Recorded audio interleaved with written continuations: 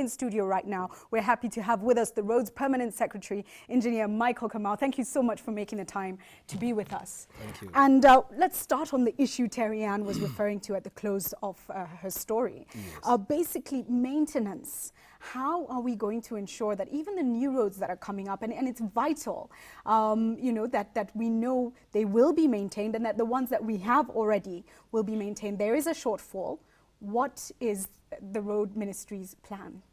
We have plans for maintenance, and we are very happy with the government. First, let me indicate that we use money from the road maintenance revenue fund to maintain the roads. In 2003, 2002, 2003 budget, we only had 7 billion. This figure has now reached 27 billion. So a growth of about 4%, I mean 400%. If this trend continues, then we can get to the 40 billion that we need annually to be able to maintain our roads.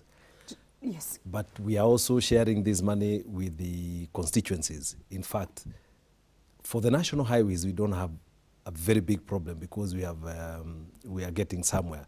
But I foresee a problem where the act was amended and the money was distributed equally. Therefore, every constituency, we end up having equal amounts.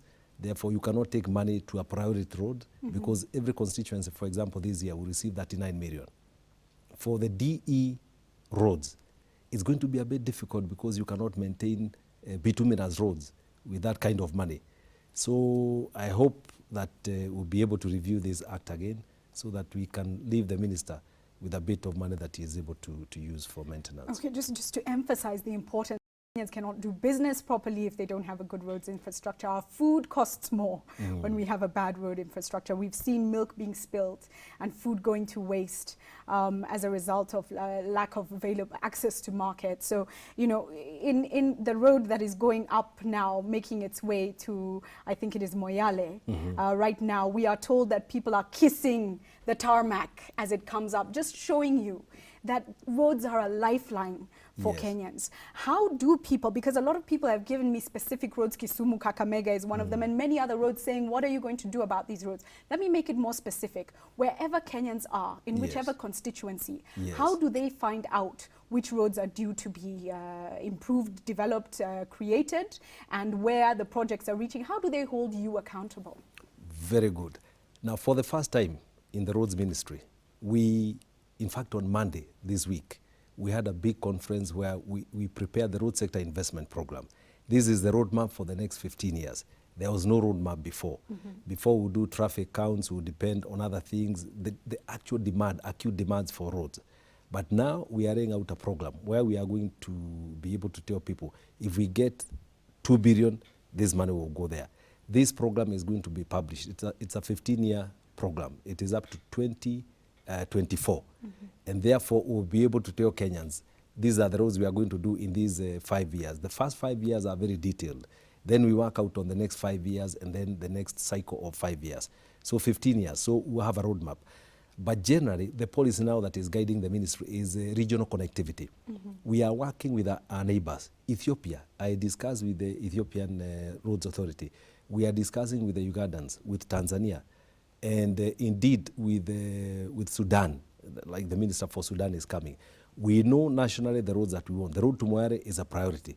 The road from Garissa to Madera is a priority, and I'm very happy to report that we are going to sign the last financing agreement with our development partners, and this road is coming on board next year. We want to build the road. The Ugandans now want to build the road from to Swam, and we should also now embark on building the one Kitare, Edebes to Swam. We are working with them. Between ourselves and Tanzania, we are working between Voi, Mwatate to Mwatate, and therefore Taveta to Taveta, as they rehabilitate their section from Arusha to Horiri. So regional connectivity is a priority. We've just finished the road from Emari to Roitoktok, 100 kilometers, which is very, very crucial. And we are paying attention now to the river, to Namanga, widening. Together with the Tanzanian government, we are working together So regional connectivity has been the theme. We need the roads, and, Yes. and I want to go on to something different now. We've seen houses come down. We've seen commercial buildings come down for the Yes. road reserves. Yes. But there is one area of grave concern where, for instance, the Lands Ministry is handing out title deeds to people. Let's say recently, over the past 2 to 5 years, Yes. handing over title deeds, clearly knowing that perhaps a road reserve that was initially 60 meters has now been changed to 80. Yes. The roads ministry then comes in and says, at the end of the day, we must take the building down. Yes. Where does the buck stop for a Kenyan who has spent their life savings and investments to invest in a property and lose it all?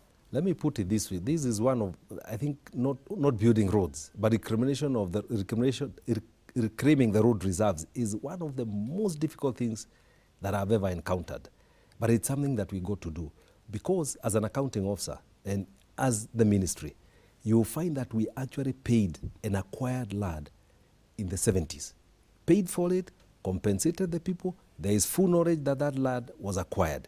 Then people collude, some of them knowingly.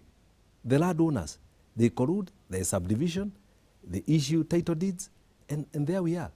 So take, for example, the Southern Bypass. We paid out 800 million for the people where we wanted to compensate. Thika Road alone, 3 billion to acquire the corridor where we did not own the land. So what reason would we have now to go and pay somebody who actually acquired land from us illegally? What do you think should be done to people, for instance, in the Lands Ministry that are colluding and handing out these title deeds? Because sometimes you do find innocent people holding these documents and suffering. I think the problem is historical. If we really look at it, it's a bit historical. Some of these titles were issued quite a long time ago, and you know where we have come from. The important thing is, where are we going? I would advise anybody who is buying any piece of land anywhere to come to the Ministry of Roads. Even if you go to lands, come to the Ministry of Roads, see whether we have any claim. But let me put it this way. The other day you saw the Minister for Lands, Honorable James Orego, handing over titles to the Ministry of Roads that people had acquired illegally. So we are working with the Ministry of Lands. We are working with the Kenya Anti-Corruption Commission. And jointly now as government, one government, different ministries, but working together to reclaim part of our property. We have sufficient goodwill now from the Ministry of Lands and from other government organizations. Okay. And people know that we are serious about reclaiming. We have cabinet authority to demolish any structure anywhere in Kenya that is on a road reserve. So the message is, if you are buying a plot, yes, please make sure you also go to the Roads Ministry as well as Lands, just to be safe. It shouldn't have to happen that way, but just to be safe. A final word. Yes. We've seen certain black spots in this country where lives have been lost. Repeatedly, over and over again, the same spot, lives are lost. Please tell us, what can the Roads Ministry do? Is there a provision, for instance, to say this is an urgent situation, we need to act immediately, let's go in and do A, B, C, D? Let me first of all give you a few statistics. Only 5% of the accidents occur due to the road condition. Whether it's poor, but when the roads are poor, we are only 5%. 85% is driver error, and the rest is a mechanical condition of the vehicle. Most of the accidents occur mainly due to overspeeding and carelessness. So we find there is very little that we can do about the road alignment. So, but where such situations are, we have a team that goes and looks at what we call the accident spots, and we actually align the roads. Normally, say like the Thushi, there's hardly anything that we can do in that area. But when we did the rehabilitation of that road, we did a lot of widening of the road. The bridge is already in a certain position, so the only alternative left for us is to put bumps. And signage. Signage is very important. You keep on warning the drivers, but we are working with the Ministry of Transport to educate people. Indeed, tomorrow, the Ministry of Transport has a campaign. They are launching the International Week on Road Safety. It is at the Intercon, and it will go on for 1 week. So we are collaborating with the Ministry of Transport. Okay, thank you so much, Engineer, for joining us. It's been an absolute pleasure. So you've heard it, that only 5%, according to the statistics that the Roads Ministry have, are due to the condition of the roads. But please, if you do have a road that you're really worried about, do SMS us 2442 now, and we'll be happy to forward the details of that road and your concerns to the engineer. Asante sana. Thank you.